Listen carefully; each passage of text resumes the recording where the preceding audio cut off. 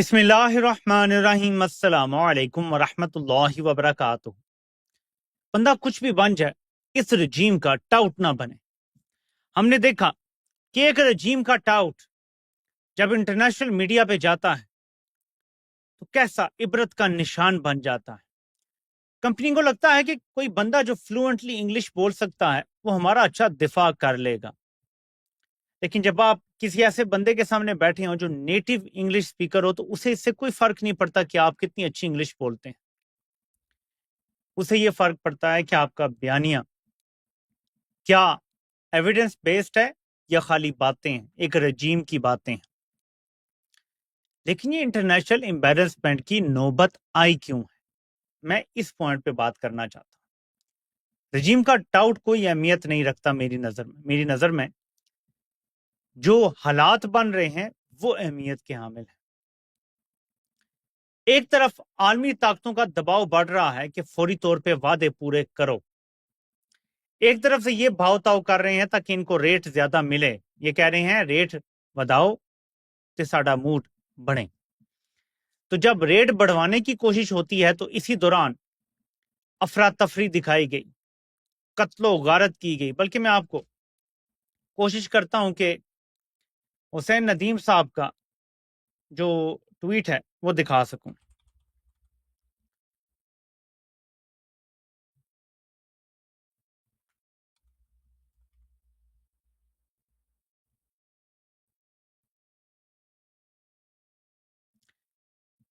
یہ جو راؤٹرز کی سٹوری میں نے آپ کو دن کو بتائی، اس کے بعد بہت سارے لوگوں نے اور بھی شیئر کیا۔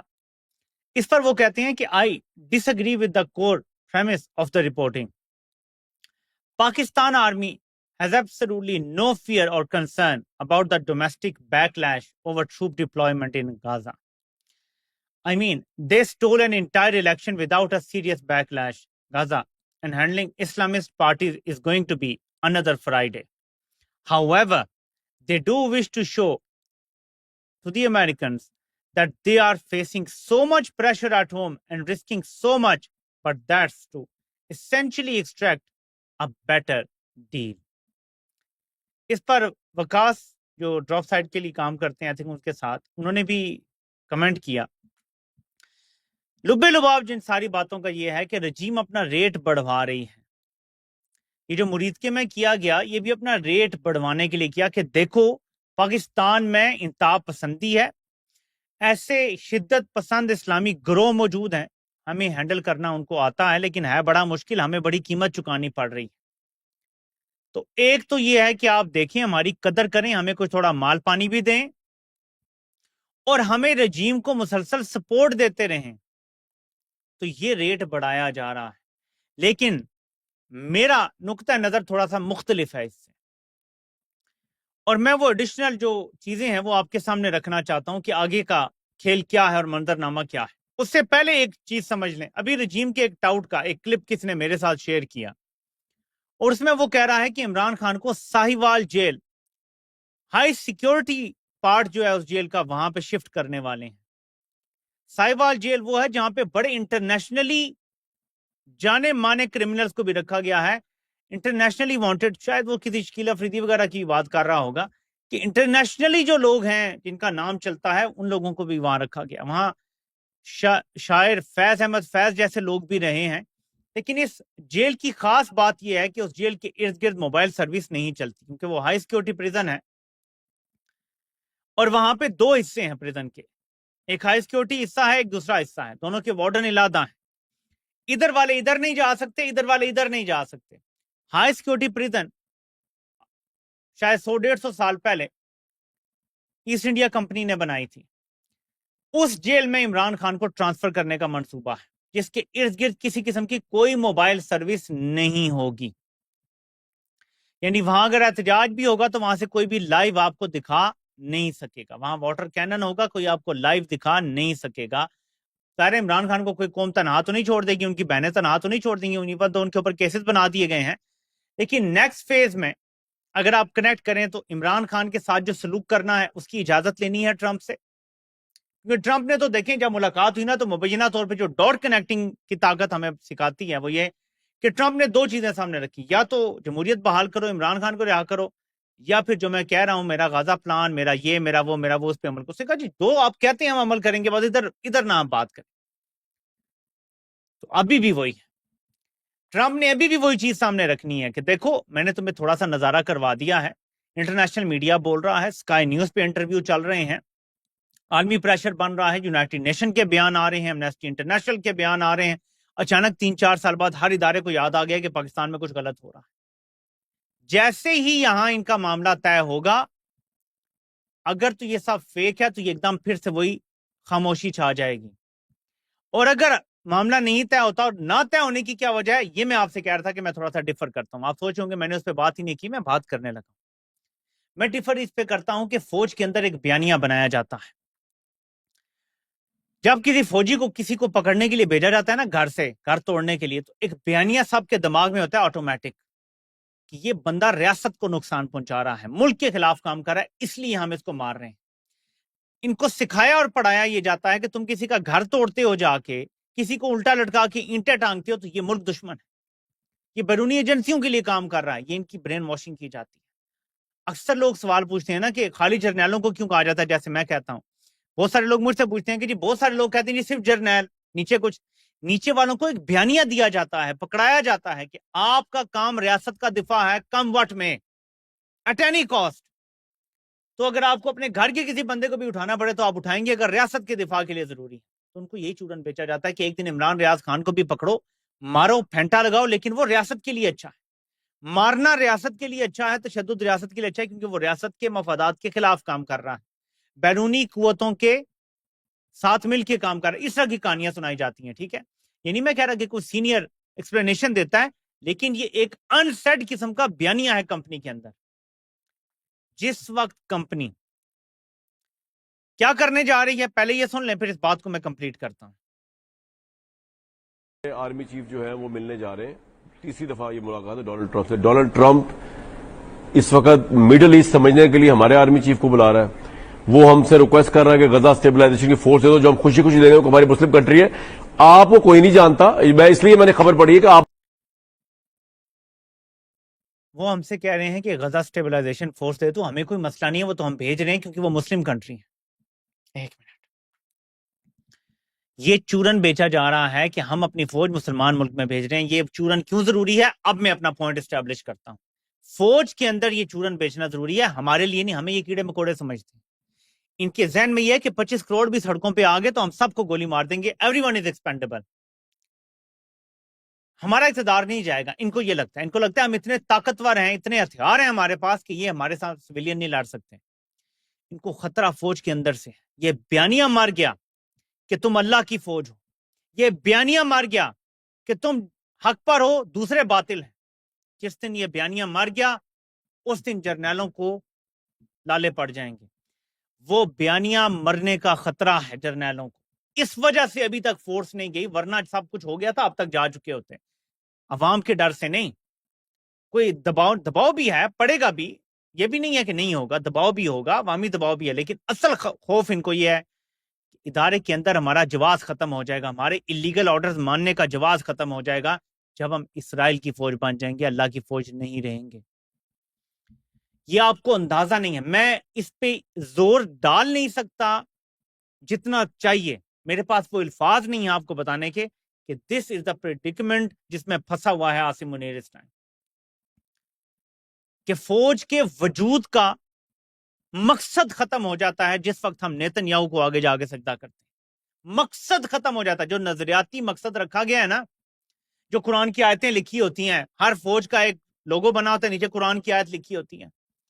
جب یہ سپیچیں دیتے ہیں تو کہتے ہیں ہم اللہ کی فوج ہیں، جب یہ بات کرتے ہیں تو کہتے ہیں جی ہماری شہادتوں سے یہ ملک چل رہا ہے. پھر جب آپ نیتن یاہو کی فوج بن جائیں گے تو پھر شہادتیں کیڑی؟ شہادت والا بیانیہ گیا، حق پہ کھڑے ہونے والا بیانیہ گیا، ٹھیک ہے، اللہ کی فوج والا بیانیہ بھی ختم ہو گیا. یہ ہے خطرہ. جب یہ ہو جائے گا تو خطرہ یہ ہے کہ اندر سے کوئی آموں کی پیٹی نہ رکھ دے جہاز پہ، بس یہ خطرہ. اس وجہ سے گھبرایا ہوا ہے تھوڑا، اور میں آپ کو بتا رہا ہوں گھبرایا ہوا ہے. کوئی اگر کہتا ہے نہیں اور اس کے بعد کوئی اندر کی خبریں ہیں تو وہ جانتا نہیں ہے انسانی نفسیات کو. میں انسانی نفسیات کے مطابق آپ کو بات سمجھانے کی کوشش کر رہا ہوں کہ انسانی نفسیات یہی ہے کہ جب اس کو اتنا بڑا سٹیپ لینا ہو اور اتنا بڑا ڈر ہو تو وہ لازمی گھبرائے گا، اور یہ گھبرایا ہوا ہے. تو میں آپ کو یہ بات یقین سے کہہ سکتا ہوں. اب عمران خان کو اگر سائیوال جیل ٹرانسفر کرنا ہے تو اس کے پیچھے کیا سازش ہے؟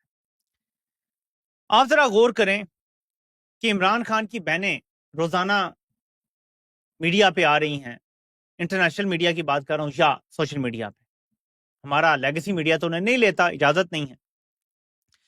اور ہفتے میں 2 دن ایسے ہوتے ہیں کہ اڈیالہ کے باہر ایک اچھا خاصا پاور شو ہونا شروع ہو گیا ہے. اس نے عالمی میڈیا کو مجبور کر دیا ہے کوریج کرنے پر. کمپنی کے لیے یہ بڑا مشکل ہے. تو کمپنی ایک ایسی جگہ عمران خان کو شفٹ کرنا چاہتی ہے جو دارالحکومت سے دور ہو، پنڈی سے دور ہو، اور ایسی جگہ پر ہو جہاں سے لائیو براڈ کاسٹ بھی نہ چل سکے. ایک تو یہ مقصد ہے، ایک یہ مقصد ہے، اور اس کی اجازت عالمی طاقتوں سے لینی ہے کہ ہم عمران خان کو بالکل انکمیونیکاڈو کر دیں، وہاں جیل میں ڈال دیں، اور بس ہم سے کوئی سوال نہیں پوچھا جائے گا، اور کوئی خدشہ بھی نہیں ہوگا کسی طریقے سے کوئی عمران خان کی نا اندر خانے کوئی عمران خان کا فین نکل آئے تو فون پہ بات کروا دے کسی سے، یا میسج کروا دے، یا کسی سے ویڈیو کال پہ دکھا دے، یا کوئی تصویر. ایسا بھی کچھ نہ ہونے دیا جائے. تو ہر طرح سے عمران خان کے لیے ایک ایسا پنجرہ تیار کیا جا رہا ہے جہاں سے ان کی آواز باہر آنے کے سارے چانس ختم ہو جائیں. اب سلمان اکرم راجہ صاحب بولے بادشاہ کہتے ہیں جی کہ کب تک روکیں گے، آخر عدالتوں میں کیس بھی تو چلانے ہیں، تو وہ وکیلوں کے بغیر تو نہیں ہو سکتا. بھائی انہیں کیس چلانے کی ضرورت ہی نہیں ہے. اور یہ بات تو کامن سینس ہے کہ جب ایک بندے کو 14 سال کی سزا ہوئی ہے، ہائی کورٹ کیس سنی نہیں رہی، وہ جب تک نہیں سنے گی وہ بندہ جیل میں ہے. آپ کیا کر سکتے ہیں؟ 14 سال کیس نہ سنے ہائی کورٹ ضمانت کا، آپ کچھ بھی نہیں کر سکتے. ڈوگر بیٹھا ہوا ہے، وہ اپنے ایک جج کے خلاف بھی جو دباؤ آ رہا ہے نا برداشت نہیں کر سکتا، تو کمپنی کے مخالف کے خلاف کیسے دباؤ برداشت کرے گا؟ اس لیے یہ بھول جائیں کہ یہ کیس لگا کے آپ کو ملاقات کرنے دیں گے، یہ نہیں کرنے دیں گے آپ کو ملاقات. یہ نیکسٹ سٹیپس پر جا رہے ہیں کہ عمران خان کو زیادہ نظروں سے اوجھل کرنا ہے، سینٹر سے ہٹانا ہے. اور ان کو پھر کوئی بتاتا ہے یار نا پنڈی میں نا ہر وقت ہجوم رہتا ہے، خبریں زیادہ بن جاتی، سائیوال بھیج دو، کون انٹرنیشنل میڈیا وہاں جائے گا، کون وہاں پہ پہنچے گا، لوگ کیسے جائیں گے، یہ لوکل اتنے جو ہے اسلام آباد کی لوکل اتنے آ جاتے. اور تمہیں اندازہ نہیں ہے سائیوال سے زیادہ لوگ آ جائیں گے، سائیوال میں زیادہ لوگ آ جائیں گے. عمران خان اتنی بڑی سیلیبریٹی جب اس جیل میں جائے گا تو آپ کو اندازہ نہیں ہے کہ کتنے زیادہ لوگ عمران خان سے ملنے وہاں پہ پہنچ جائیں گے. تو ان کا ہر حربہ ان کے گلے پڑے گا، ان کی ہر چال ناکام ہوگی. اور جب عالمی طاقتوں کی یہ باتیں مانیں گے، ان کا وجود کا جو واحد جواز ہے کہ جی اخیر ہم اللہ کی فوج ہے، وہ بھی ختم ہو جائے گا. تم بھیجو فوج، ہم بھی ادھر ہیں اور تم بھی ادھر ہو، دیکھتے ہیں کہ کس کا بیانیہ جیتتا ہے، سچ جیتے گا یا تمہارا جھوٹ کا بیانیہ جیتے گا. تم نے دیکھ لیا نا، اپنا ایک چمچہ بھیجا تھا یلدا حکیم کے سامنے، وہ بڑی کنٹروورشل خاتون ہے ویسے، لیکن جو اس نے باتیں کی، جو پوائنٹ گئے، اس کے پاس کوئی جواب ہی نہیں تھا. الٹا کہہ رہا ہے جی عمران خان کی 800 دنوں میں ہم نے 850 ملاقاتیں کروائی ہیں. خدا کا خوف کرو یار. کہتا ہے 800 دنوں میں ہم نے 850 ملاقاتیں کروائی ہیں عمران خان، یعنی ہر روز ملاقات ہو رہی ہے عمران خان کی. خدا کا خوف کرو. ایک دن میں اگر 6 کیس لگے ہوئے تھے تو اس دوران وکلا سے ملنے کو بھی ایڈ کر دیا بیچ میں. پہلے تو روزانہ کی بنیاد پہ سماعتیں ہوتی تھی نا، تو تب اگر 50 بندہ اندر گیا تو وہ 50 ملاقاتیں کاؤنٹ کر دی گئیں. ایسے لوگوں کو بیوقوف بنا رہے ہیں. لیکن یہ وقت آ گیا ہے کہ اب کوئی بیوقوف نہیں بنتا، اور عالمی میڈیا پہ جا کے تو کسی کو بیوقوف نہیں بنایا جا سکتا. ہاں وہ ایجنڈا بیسڈ ہو کے آپ کی سائڈ لے سکتے ہیں، بیوقوف نہیں بن سکتے. لوگوں کو پتا ہے کہ یہ رجیم کہاں سے آ رہی ہے، اس رجیم کی سوچ کیا ہے، اس رجیم کی بنیاد کیا ہے، وہ جانتے ہیں. تو آپ انہیں بیوقوف نہیں بنا سکتے. اپنا چمچہ آپ نے بھیج دیا اسکائی پہ، جی جاؤ کور کرو وہ جو علیمہ خان نے انٹرویو دیا تھا، یا جو عمران خان کے بیٹوں نے انٹرویو دیا تھا، جاؤ کاؤنٹر کرو اس کو. تم کاؤنٹر کرنے جوگے ہو ہی نہیں، الٹا اپنی پتلون وہاں پہ دے کے آ گیا واپس. ویسے بھی دسمبر کا مہینہ کمپنی کے لیے پتلونوں کے حوالے سے کافی ٹچی مہینہ ہے، اس میں پتلونے دینے کی ان کو بڑی عادت ہے. 71 میں وہاں بھی چھوڑ آئے تھے 90,000. تو یہ ان کو اپنی عزت افزائی پسند ہے. یہ سمجھتے ہیں کہ جس طرح پاکستان میں ایک جھوٹ کا بازار گرم ہے، دنیا ساری میں ہم بیچ لیں گے. اگر عالمی طاقتیں تمہارے ساتھ اپنے مفادات کی وجہ سے نہ کھڑی ہوتی نا، تمہارا یہ جھوٹ آدھا دن بھی نہیں بکنا تھا. یہ تو عالمی طاقتوں کے اپنے مفادات ہیں. یوکرین کی جنگ میں تم نے اسلحہ بیچ کے ان کو ساتھ ملایا ہوا ہے، یورپ کو اور باقی ممالک کو، اور امریکہ کو تم نے غزہ اسٹیبلائزیشن فورس کے حوالے سے لالچ دیا ہوا ہے ٹرمپ کو کہ یار تمہارا منصوبہ ہے، ہمیں قبول ہے، ہم ساتھ دیں گے تمہارا. لیکن یہ سب تم کر رہے ہو، تمہاری کمپلشنز ہیں، تمہیں مجبوری میں کرنا پڑ رہا ہے. اگر تمہارے پاس اختیار ہو تم کبھی اتنی بڑی ڈیوائڈ کریٹ نہ کرو کہ یار تمہارے اوپر یہ چھاپ لگ جائے گی کہ تم اللہ کی فوج نہیں، تم نیتنیاہو کی فوج ہو، تم ٹرمپ کی فوج ہو. یہ چھاپ جو پہلے صرف یہ تھی کہ ہم کرائے کی فوج ہیں، اب تم لٹرلی ان کو سرو کرنے جا رہے ہو. انڈر IDF کام کریں گے، پتہ ہے آپ کو، اسرائیلی فوج کے نیچے یہ فوج کام کرے گی. آپ آگے یہیں سے فیصلہ کر لیں کہ پھر ان کے باقی رہنے کا وجود کیا، ان کے وجود کے باقی رہنے کا کیا مقصد رہ جاتا ہے اور جواز کیا رہ جاتا ہے.